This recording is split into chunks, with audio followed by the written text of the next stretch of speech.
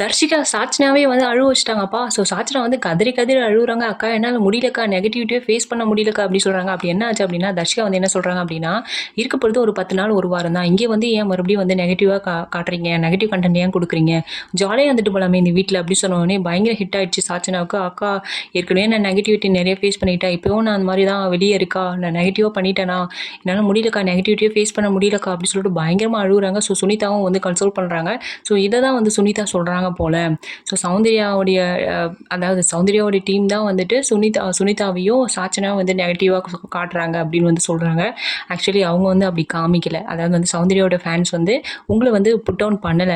நீங்க பண்ண விஷயத்தால தான் வெளியில அத்தன பேருக்குமே வந்துட்டு புடிக்கல. ஈவன் முத்துவோடைய சப்போர்ட்டர்ஸுக்குமே வந்துட்டு சாச்சனா, சுனிதா பண்ற சில விஷயங்கள் வந்து இரிட்டேட்டிங்கா இருக்கு. ஆக்சுவலி நீங்க அப்படிதான் பண்றீங்க. அதுதான் வந்துட்டு வெளிய தெரியுது. ஆனா இவங்க என்ன சொல்றாங்க அப்படின்னா, இவங்களுக்கு சௌந்தர்யாவ வந்துட்டு மேல உயர்த்தி வச்சுட்டு, இவங்கள வந்து டவுன் பண்ணிட்டாங்க அப்படின்ற மாரி சொல்றாங்க. அது வந்து கிடையாது. ஸோ இப்போ கூட அவங்க வந்து தப்ப உணராம தான் இருக்காங்க. ஸோ இவங்க வந்து நல்லா பண்றாங்களாம். அதாவது வந்து கரெக்ட்டான கன்டென்ட் பண்றாங்களாம். ஆனா அதான் வந்து வெளியில வந்து சௌந்தர்யாவோட பிஆர் டீம் வந்துட்டு நெகட்டிவா காட்டுறாங்களாம். அப்படின்ற மாரி வந்து ஒரு ப்ரொஜெக்ஷனுக்கு கொண்டு வராங்க. அப்படி கிடையாது. சுனிதாவும், சாச்சனாவும் இப்போ கூட புரிஞ்சுக்கவே மாட்றாங்க.